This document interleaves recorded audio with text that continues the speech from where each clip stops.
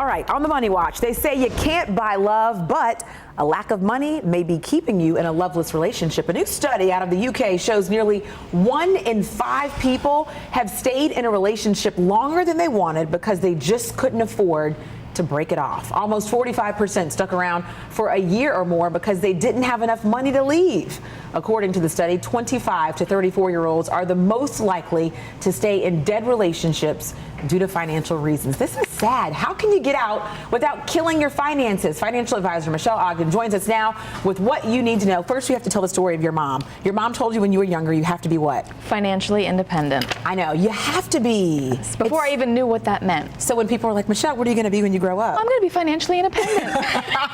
Good thing she taught you that, though, right? Yes, yeah, it's planting important. those seeds. All right, so first you say invest in yourself. Kind of explain what you mean by that. Well, you are your biggest asset. You're your biggest wealth creation tool. So invest in knowledge and skills so that you bring to the marketplace something of value, because the marketplace pays for value. Okay. Invest in your place of employment. So if you currently are working and you hate it and you're stuck there, I say prosper where you're planted. Do your very best. Come up every day appreciating something about your job, even if it's just the fact that you get a paycheck. I love that. Prosper where you're planted. Yes. Wow. Okay. Face your fears. Well, this is the most important part, but don't spend too much time there. Think of the worst case scenario.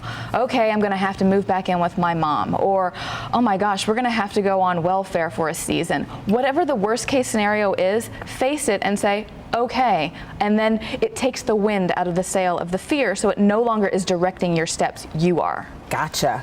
Think of the worst possible scenario is what you just said.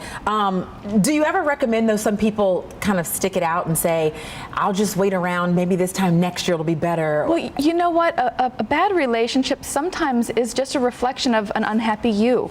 So if you do start investing in yourself and you think that there is room for possibility with the relationship, if there's no adultery, no physical abuse, verbal abuse, all of that, I say definitely also invest in the relationship for 40 days and see if it improves, because sometimes it's just a reflection of you being a miserable you. It's true. It is so true. What do they always say? If you look in the mirror, sometimes that's where the biggest problem is. Yeah. But do you have to admit to yourself, like, this is a huge step for some people who say, you know what, I just am not happy here and I'm ready to go.